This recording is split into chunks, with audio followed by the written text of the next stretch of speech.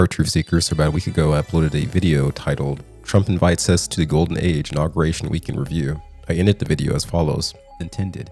And so I say to you with great pleasure, get your house in order. The magic carpet ride will soon commence. Okay, and since I had posted that January 26th, the next day, January 27th, Mr. Poole posts this, and it's a picture of a carpet. It's a panning shot, and that's it. There's no audio associated with the clip. This account, Nick's Blackwood, posts this. In the early 1920s, a family of successful New York merchants known as the Fentons owned a high-end import business specializing in rare goods from the Far East. Their most prized possession was an exquisite deep red Oriental rug woven with intricate golden threads, symbols of luck and prosperity. Just 22 hours ago, Boone Cutler posted Magic Carpet Ride.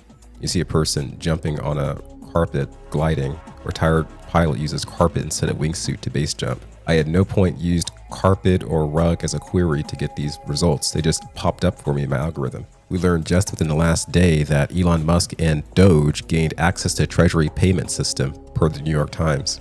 Within the last day, the USAID.gov website was shut down. As one poster summarizes the organization, USAID is a geopolitical weapon disguised as charity.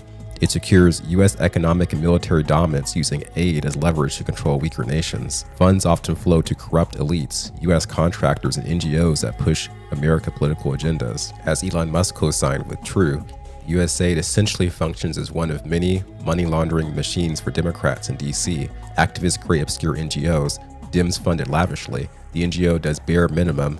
Activists get paid and donate to Dems. The impact of this is I realized that it's Elon Musk with his Doge working with Donald Trump, together cleaning up corruption within the US government. I look at the magic carpet as something I was so privileged to get on over 4 years ago when I discovered this Austin Steinbart individual. I happened to test out as his personality, INFJ, which I find to be important in understanding my interest in Austin. The benefit and negative of this personality type is it's a bit of a glass cannon. People who use their minds in this way have what's known as introverted intuition and introverted thinking. It results in a person who's creative, very idealistic, very future focused, with major weaknesses of being overly sensitive and disliking confrontation. There's a tendency to be highly focused on internal insights. As this other article states, their sensitivity and intuition enables them to see the big picture, notice patterns, and make predictions based on these observed patterns. They envision potential outcomes, not necessarily what will happen with absolute certainty. So in an account that ruminates about if the Mandela effect is an example of the simulation theory,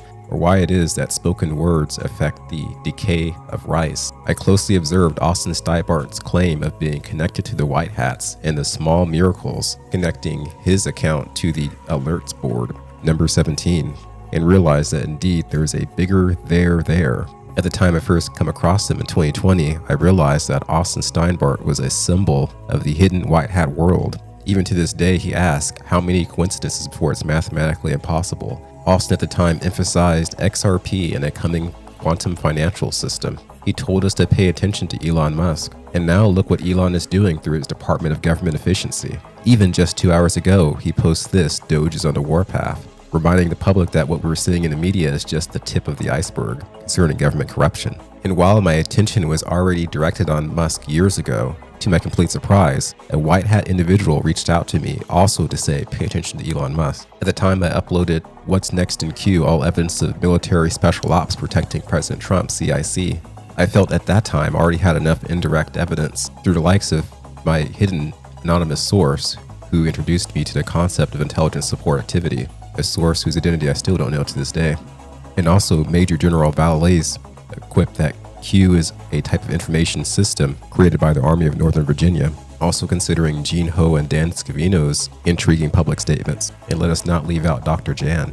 What my investigation into Ingersoll Lockwood taught me is that there are many men, American men aged 50 to 70, who saw the scourge of crazy beliefs in blue hair color inflicting our nation, who saw the consequences of the hordes of illegal immigration, who saw the deep state flex their legal muscles directly on Trump while excusing Hunter Biden. They decided collectively that is not what they want for the future of their country. And so with news items such as all federal prosecutors handling J6 cases fired, 20 leaders of FBI field offices have been escorted out of FBI buildings around the country, 51 intelligence officers who spread misinformation about Hunter Biden laptop and interfered in elections are now banned from entering federal properties. Federal employees are now required to return to office with non-compliance leading to termination. Ban use of all pronouns in government communication. 2 million feds sent resignation offer. This all looks to me like the fruits of military planning at its finest. The idea that some kid who fashions himself as like a type of master chief would have this type of insight into the future.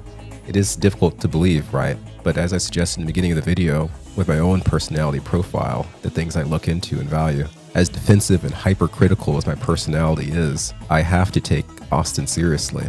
Even being forced to reconcile the consequences of the Dato scandal and his claim of being DIA connected, even though they would not come to his aid in court, I am forced to look at the big picture, trying to make sense of Gene Ho's data points and this mysterious patriotic website. When you come to understand the nature of these 21st century wars, you recognize you're quite lucky if you can get hints at the bigger picture between the warring parties. And big clues to the future of the US this year include the tariffs, this Project Stargate.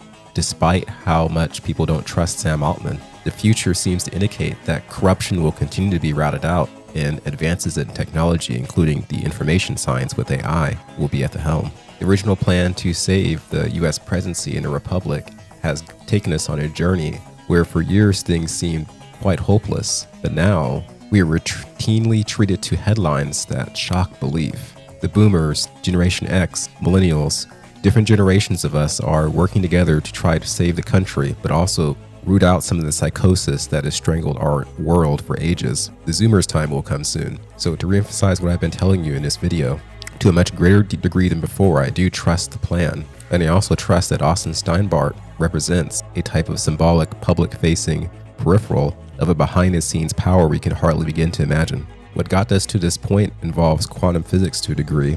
It involves our collective hopes for a better world. It involves our individual actions. We are now at the best chance that we have to save human civilization, so it's important not to become complacent, to continue to run the ball towards the field goal. Thanks for watching.